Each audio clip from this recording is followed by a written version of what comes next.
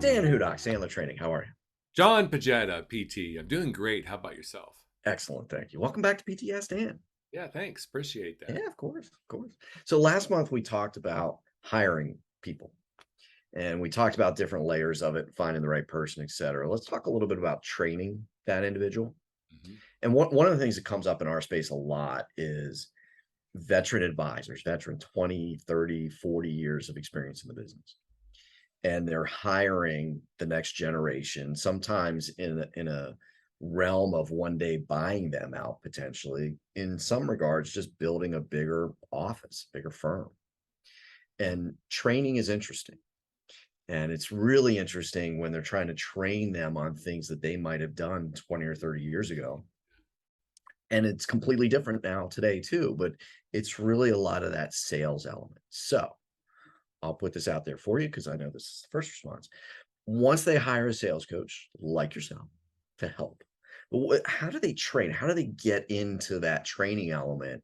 And how do they know if the things they're doing are going to lead to longer term success? Because short term, a lot of good things can be happening without a lot of initial results. And that can be tough to understand or monitor.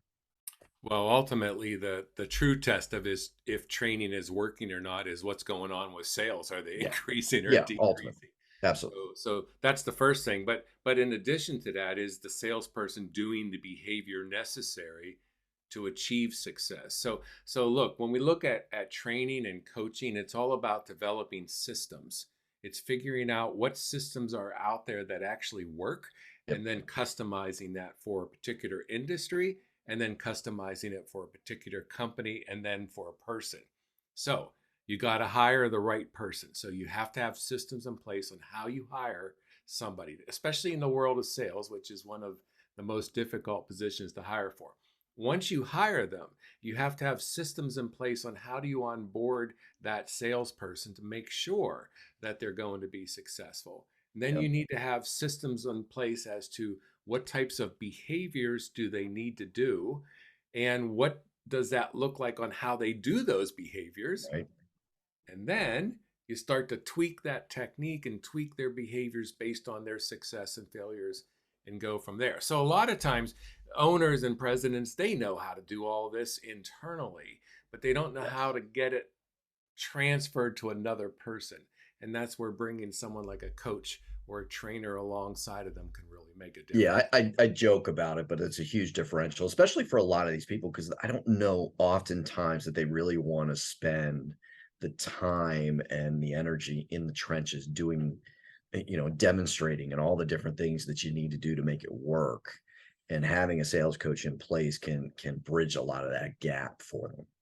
Well, I mean, you're left with a choice, right? You could either be doing it all yourself and maybe it takes a year to get a salesperson up and Yes, running, or you could hire a sales trainer slash coach who can really help develop the systems and you can get that same salesperson up and running in 3 months. yes. The choice is ultimately yours.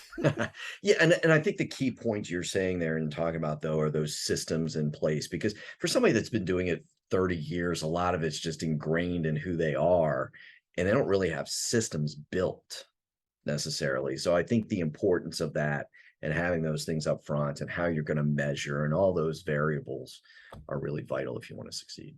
Yep, totally agree. There we go. See you tomorrow. All right, take care.